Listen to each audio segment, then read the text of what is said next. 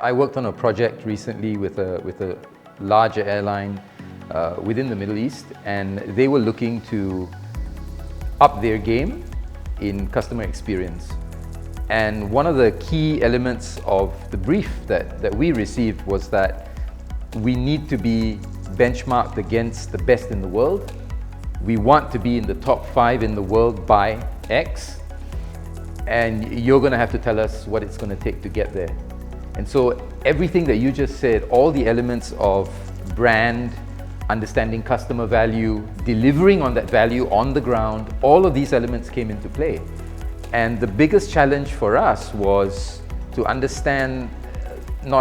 the biggest challenge for us was to actually communicate at the lower levels that, look, this is not just a bright and fancy idea that the CEO has or that the board has, but this is something that's actually going to position you sustainably for the next 5, 10, 15, 20 years.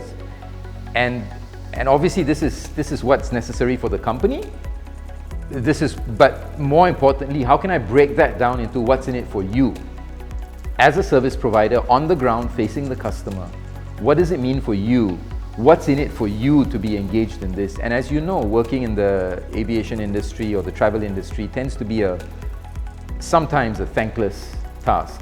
Of course, you handle a lot of things, but when things go wrong, they can sometimes go spectacularly wrong. And customers' ire is then taken out on you because you're the one standing there in the line of fire. Now, how do you handle customer expectations? How do you handle disruptions? How are you empowered to get around those restrictions and safety requirements and security requirements, and yet respond to customer needs effectively?